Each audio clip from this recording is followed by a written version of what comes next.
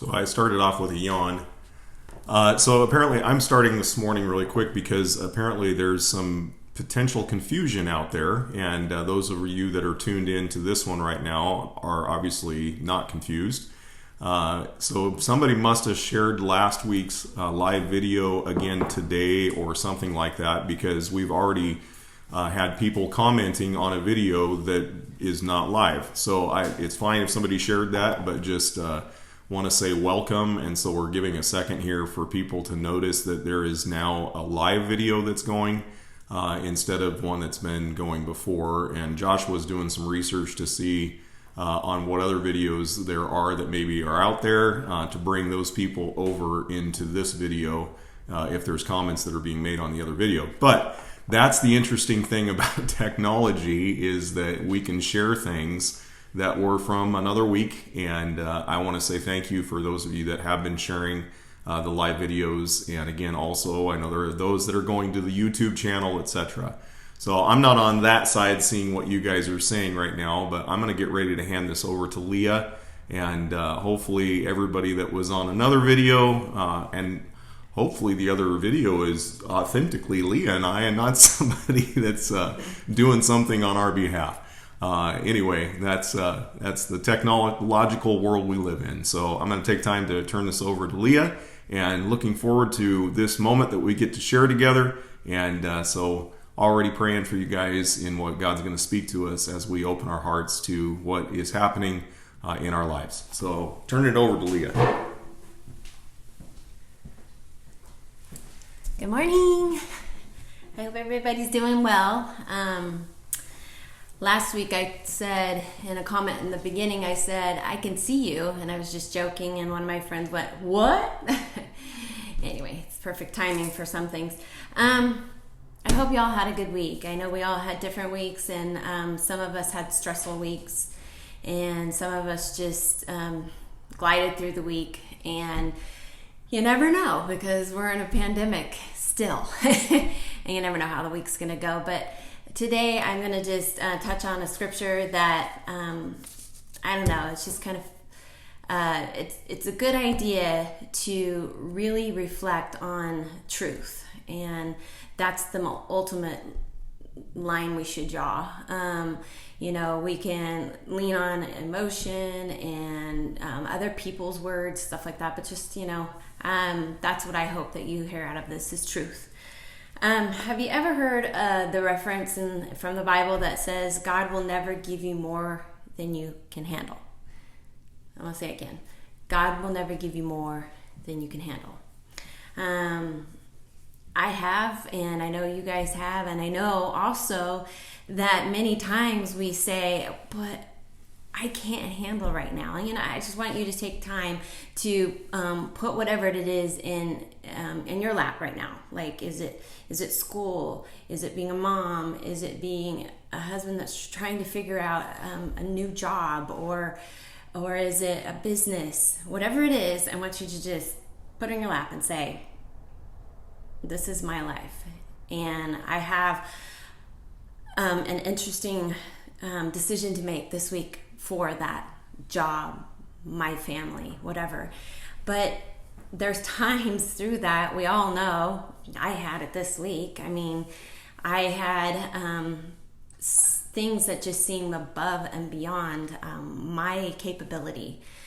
And the thing is like, I remember those scriptures where God says, I will never give you more than that you can bear. And I just go, okay, but right now I can't bear this. So what are you going to do about it?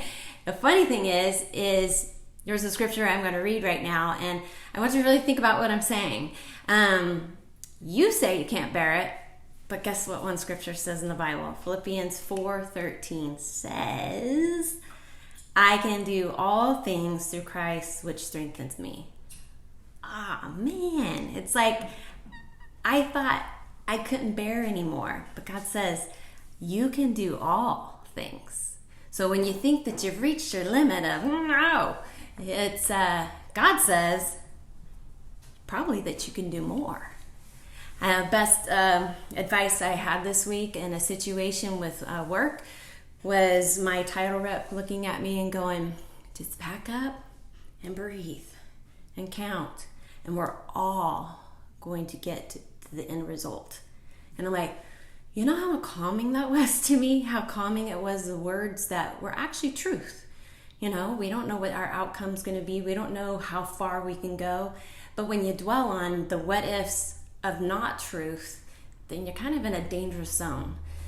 I think God is pretty amazing. And I want you to do some homework. Jacob, John, and Joshua, thank you so much for every Sunday on here. I'm just going to be real with you.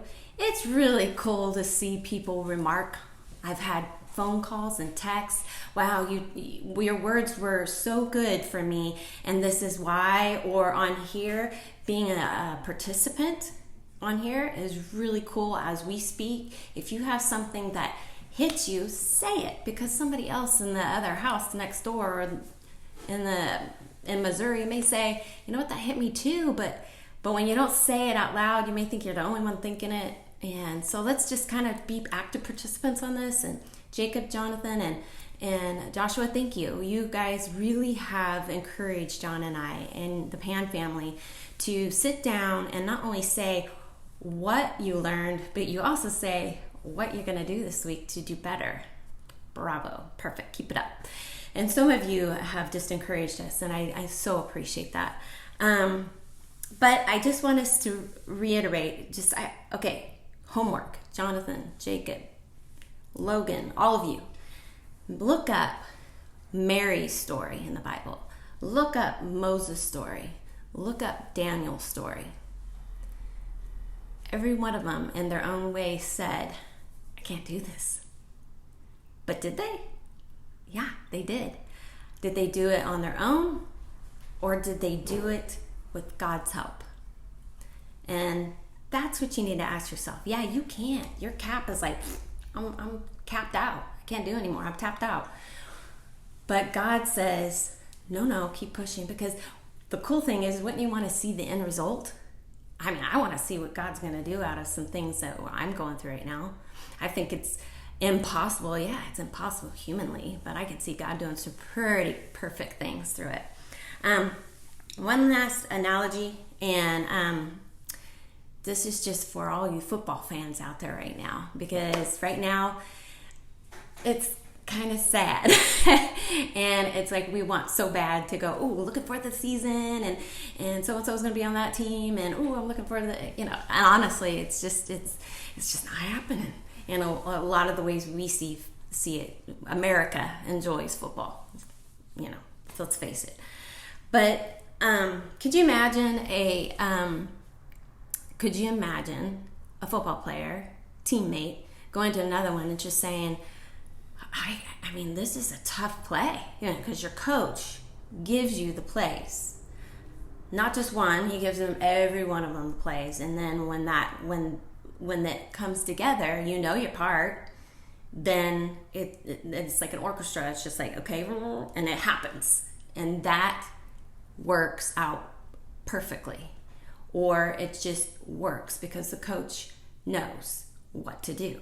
And if a teammate goes to another teammate and says, I don't know, it's like, this is tough for me. And if the other teammate said, oh, it's okay, do your thing, man. How screwed up would that game be? Would they win? Would they go to awesome levels as a team? Or how about that teammate look at him and say, what does the coach say? I have a feeling that play would go off flawless. It would do what it was supposed to do. And I think as Christians, if you have the opportunity in your life to make the play, then don't do it on your own. Do it with God's help. And if you have opportunity for somebody to come to you and say to you, I know this is tough, you got to keep directing them back to, what did the coach say? And God is our ultimate answer. And it's not going to always make sense. And that's where I get excited like a kid going, ooh, what's it going to do out of this? So guys, have a great week. And keep remembering, if you can't do anymore, God says you can with him. So keep pushing hard. Do it. You got this. Have a great day. So I hope you didn't all log off because I got no formal introduction there. So if you are still on, I'm glad you're with us. And Lee and I talk about what we need to do and how we're going to present what we're presenting. I want to just also mention again, I know that we've got Logan watching, and I know that we've got Paul and Amy, David and Eric watching, and Daniel and Samuel at some point. I know you guys log on here as well, and Peter, and there's just a number of people, Jaden and Julian. We want to say thank you for taking the time to do that. Those are some of the young people that participate in conversation. Hey, a great idea, because we upload these and share these and save them on the timeline. You can go back during the week and you can rewatch this. And the only reason I say that as an encouragement is because many of you don't get to see some of the comments that are put in this live format because of how many people watch it on a timeline later today because of other services potentially that they may be attending live or things that they're doing right now, maybe even sleeping right now. And I certainly would not critique someone for doing that because I had a hard time getting out of bed today. My motivation was the smell of coffee from the automatic start on our coffee maker this morning. And so just want to thank you again. Just some housekeeping really quick. I know that there have been a number of you that have sent checks in the mail. And there's been some challenge with me going through some surgery and things that happen. And by the way, I'm smiling today because I'm feeling a lot better after that. And again, thank you guys for your encouragements and thoughts. I am getting to get an appointment in the bank this week. And so just again, I want to say thank you for what you've done. And we appreciate you so very much. I want to dive right in this morning in talking about just this concept of encouragement that we've been looking at through the number of weeks that we've been together in this format. And last week we talked about a man by the name of Elijah, a story that we have, and he got to a point where someone was pursuing his life, trying to kill him. And he was on the mountainside and he cried out to God and said, God, I'm the only one left. And sometimes in our lives we feel like that. And just like Leah was talking about, man, I don't think I can handle this anymore. And what we can do is so much more possible. I don't know that's the right grammatically way to say that. Sorry about that if many school teachers are watching. But we think there's things that we can't handle. But when we're reminded with the perception that we're not in this alone, it's amazing how much we can do because of being together and also having someone that is helping us as we turn and look for help, divine help, looking for, it could be just encouraging help. I get incredible amount of encouragement through things that I read. I enjoy poetry, I enjoy music, I enjoy a number of things that serve as a great catalyst to give me motivation to look at life through a different lens. One of the things that is interesting, Leah and I were reflecting, we started watching the show Seinfeld again, and for some of you, that may be something you've never watched, but one of the things that it was often on Seinfeld is they talk about what movie they're going to go see. And Leah and I were just chatting about how that's become something that isn't even a part of our life anymore because we can't do that. And where we live in California, New York, my understanding is on phase 4. They're getting back to life, and here we are in California being taken back to the beginning of phase 2. And I want to encourage you out there, guys. We got to do our part, whatever that means. Whether it's in trying to protect ourselves and our families. Let's be cautious while we're out there if we're having to get food and doing essential things that need to be done. But let's work together to get through this. And so what was interesting about the whole movie situation is that Leah and I, one of the walks that we do, we frequently walk around where we live, Renaissance Parkway. And it's about a 2.5 mile walk that we enjoy doing. Trying to do it a little bit earlier in the morning because of this heat that's starting to hit us. This week has been actually pleasant. But update weather report. See, I try to hit all spectrums for you guys. And here's the weather report for this coming week is it looks like it's going to be a lot hotter. But what I was saying about what's interesting about our theater is now Leah and I, when we walk around it, we find ourselves not going to movies, but because we know so many people that work there, we've been praying for them. We've been thinking about them and trying to find ways to drop lines of encouragement to them. And it changes your perspective a little bit when you realize what you do or don't have. And what we do have is the opportunity to stand together in this. So like I was saying, Elijah got to a point where he was like, I can't do this anymore. I'm the only one left. And if you recall the story, if you were with us last week, God interrupts him and says, whoa, wait a second. No, you are not the only one left. And I pointed out that there was a number that was given, and the number was, frankly, relatively small. God used the number 7,000 that still had not bowed down to other gods. And I was thinking about that in perspective, and if you were with us last week, we talked about, don't you want to be counted as one of the ones that continues to move forward, continues to look at a lens of good life, and the fact that while things are different right now, there's kind of been given to you and I a different slate, so to speak, to write upon. I was reading something on Facebook, and I don't spend a lot of time on Facebook other than looking at what maybe family and friends say, and I wanted to just give a shout out to my nephew that is in Missouri, Devin Hackler. Happy birthday. Today is your birthday if you watch this later on. And I know you shared with us that you got a new Blackstone fry top for outside to cook on, and I hope that adventure went well for you guys. And again, our love from family to you, wherever you're at today. I wanted to just saw something on Facebook. I want to comment on it. I don't even know who posted it, but it was just kind of funny because it said, so everybody that said where they saw themselves, where they would be 5 years ago in 2015, guess what, guys? We were all wrong.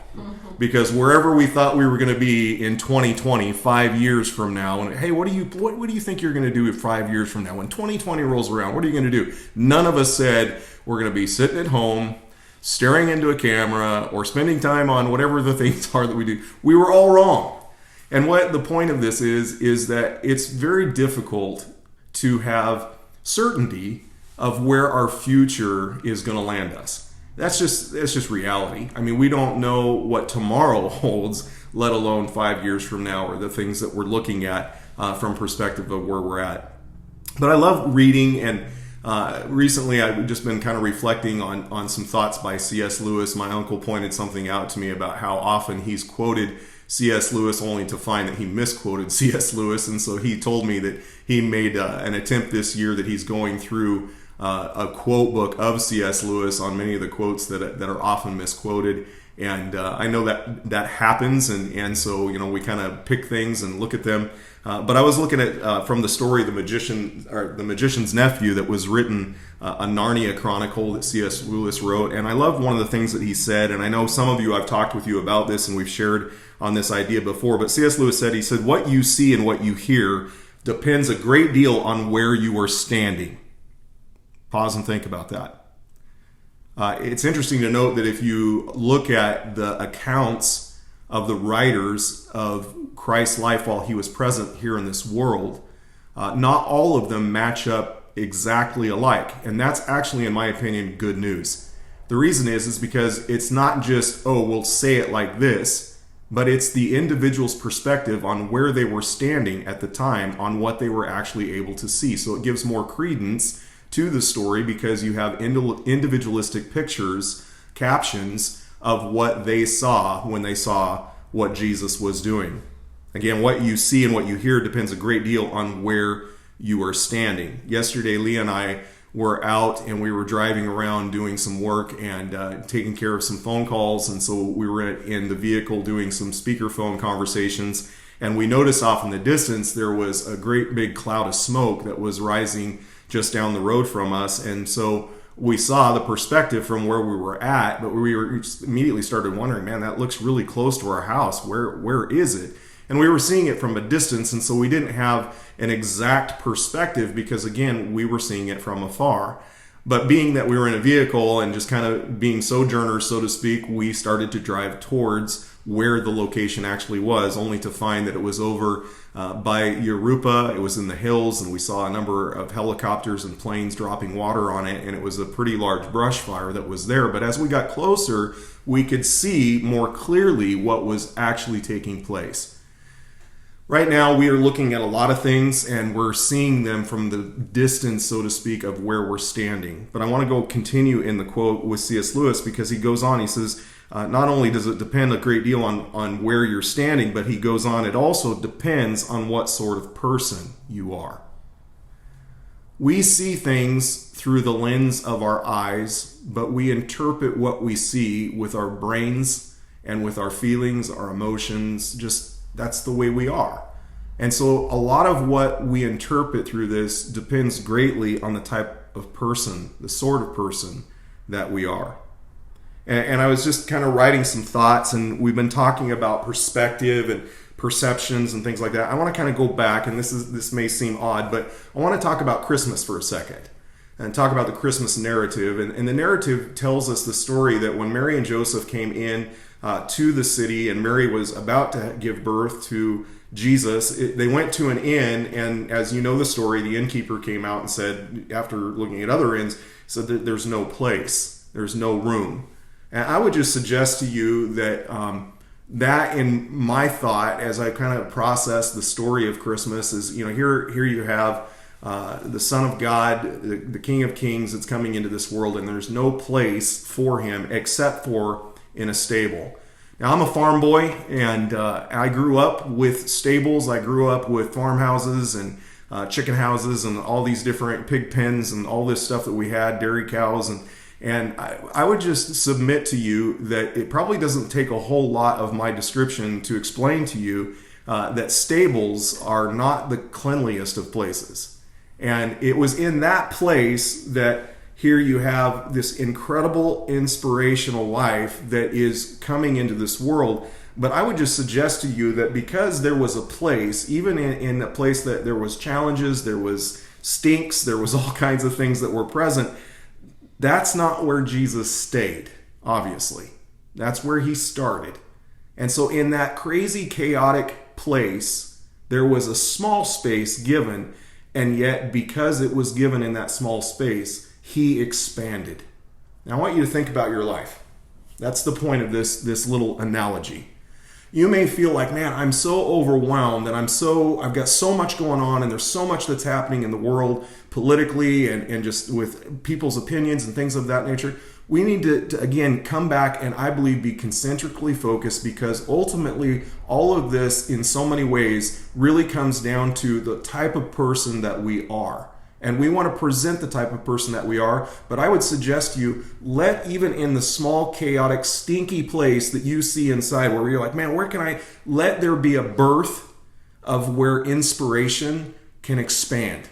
And I think the greatest inspiration that we can have is through Christ and through who he is, and letting that expand into who we are, so that it begins to grow and begins to challenge us in the way we think about things.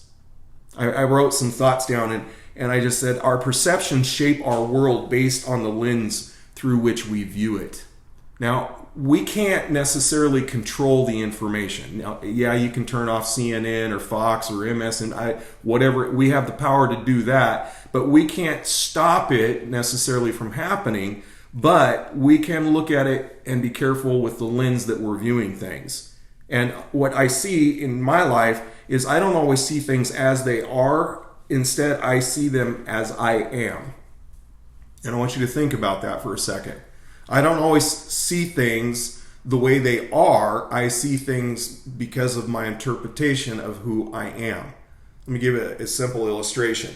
If you and I sat down and took a poetry class together and we agreed to read the same poem, you and I would very potentially have differing views of what the poet was trying to say to us. And the reason behind that is because the lens that we're looking at that poem is through the lens of who we are as individuals. And we could talk about that, and we could say, well, I think he meant this. And it's okay to say, I think he meant this, but that doesn't mean that what you think that writer meant is wrong or right, just because it doesn't view existent with my same views. It's still the same poem, but who we are is what causes us to see the view of what it is. Lee and I, there's some allergies I'm dealing with, but Lee and I took some time this week, and we were just like, we kind of just want to do something abnormal. And so she walked into the house. We were sitting outside because it was a beautiful breeze that was blowing, and we were sitting in the shade enjoying just the little garden that we have at our house in the sense of flowers and trees, and enjoying that. And so she comes walking out, and she plots down on the table an old game, Scrabble. Now, some of us, I know my dad plays a game that's called Words with Friends, but he calls it Words with Nerds. And just kind of a funny little thing in the family. But you all probably have experienced playing Scrabble at some point. And what's interesting about the Scrabble game is you draw a tile, and whoever is the closest to the letter A is who gets to go first. And the benefit of getting to go first is that whatever word you come up with, you automatically get to double your score because you won the draw. Well, we drew, and so Leah pulled hers, and she got kind of a smirky look on her face. And you know, I've been around her long enough to know that she's good at poker in the sense of keeping a poker face. And so I'm like, okay, who knows what she has? And I reach into the bag, and I draw my tile, and I drew the Z. Drawing the Z in Scrabble means there is no chance you get to go first. Doesn't matter how many people are playing. If you have the Z, you're not going first. And so you have to sit and you have to watch. Now, again, please follow along with me in the narrative because there's obviously a point that I'm trying to draw out. So Leah played her first word. The interesting thing about Scrabble is that when it becomes your turn, you have to link what letters you have, your 7 tiles, you have to link those letters to somehow form a word to at least one of the letters that is the word that was played before.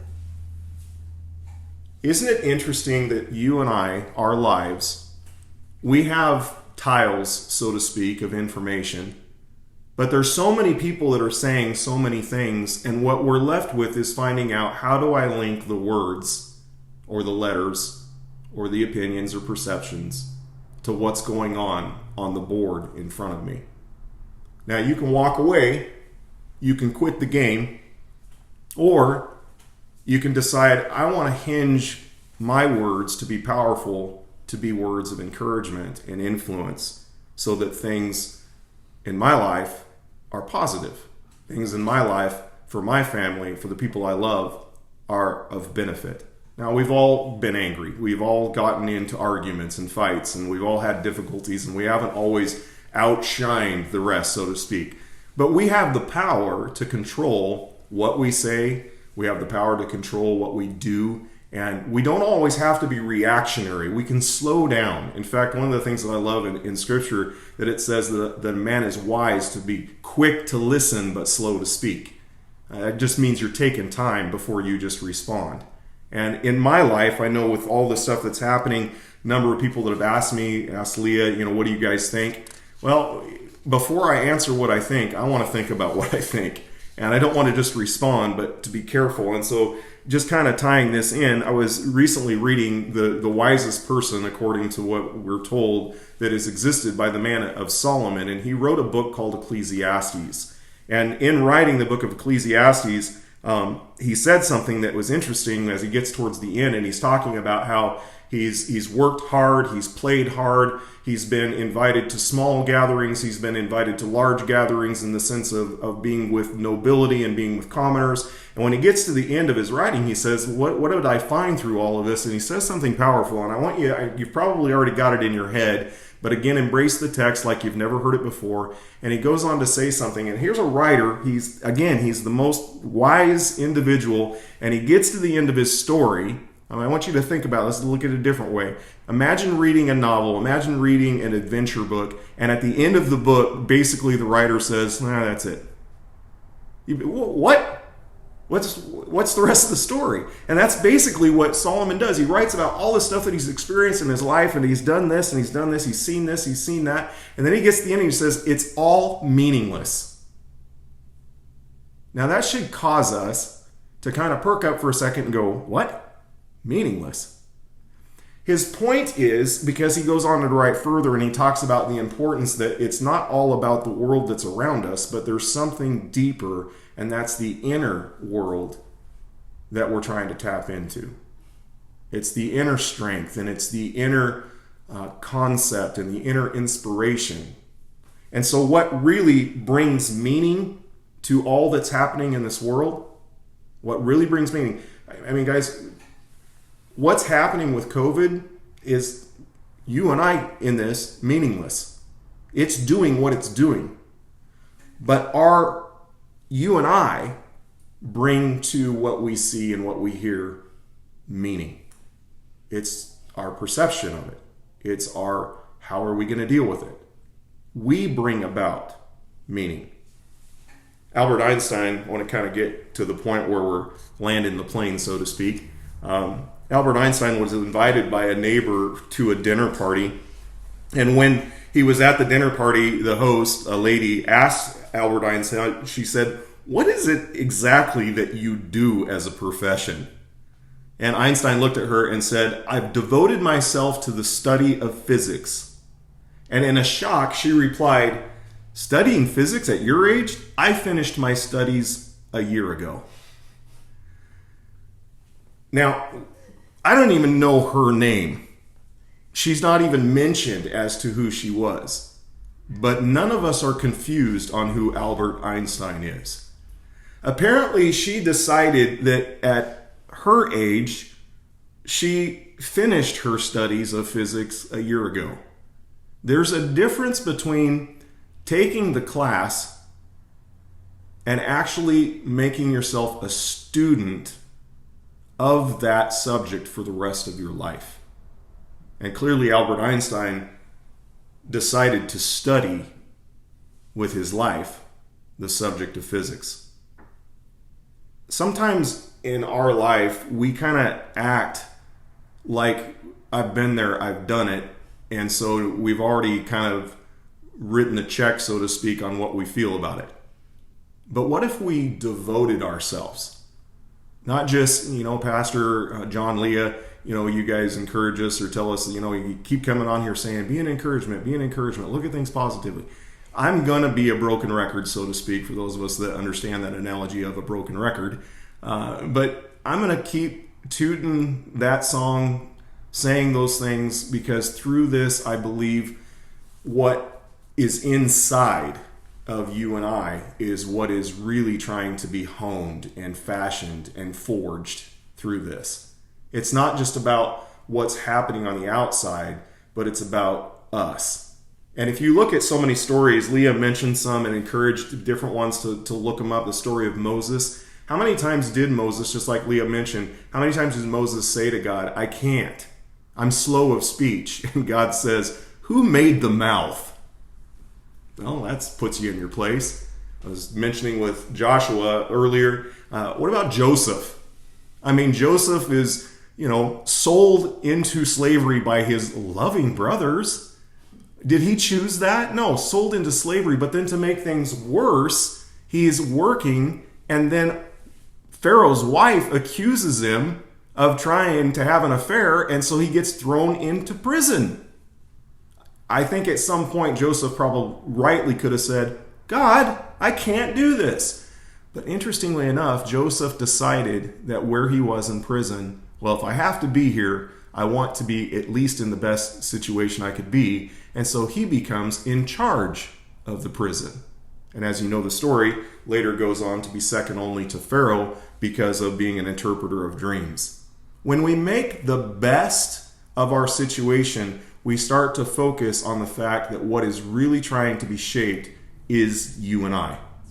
It's not just our ideas of what's going on, but it's honing us, making us stronger, challenging us. We're called to be patient and to endure hardship and to not sway and to keep our focus. There's a man by the name of Pablo Casals, and he is considered to be the greatest cellist that the world has ever known. A young reporter asked him one day, "You're 95 years old, and the world considers you to be its greatest cellist, and still at 95, you practice 6 hours a day." The journalist asked why, to which Pablo responded, "Because I think I'm making progress." At 95, still practicing 6 hours a day. I'm looking for ways in my life of not just what I've read, but I've made a part of my life where I'm trying to say, I want to hear. I want the right perspective. I don't want to just come to the table with my former thoughts, my former opinions, but I want to choose this day to align myself with what truth is. Where is truth? How do I find that truth? Because in knowing the truth, there's a lot of freedom. In knowing the truth, there's a lot of peace. And in knowing the truth, there's a lot of calm. And in knowing the truth are new ideas that begin to be shaped. And I believe that it's in the new ideas that you often hear God saying, this is what I want you to do. Now, not every idea that I have is a good idea, but I have learned to know what a good idea is and realize that good ideas, really, really good ideas, are God's ideas. Listen, be careful. We're more advanced in the situation of the numbers that we've had, and we know people that this has affected personally. And again, we want to say to you, our prayers are with you, and we want to encourage you that in this together, we can get through this. But let's stay strong. And when we talk about staying safe, make sure you're staying safe on the inside as well. We love you guys, and we thank you so very much for your participation in watching this, and we are excited for the reality that we get a chance to be with you Sunday after Sunday.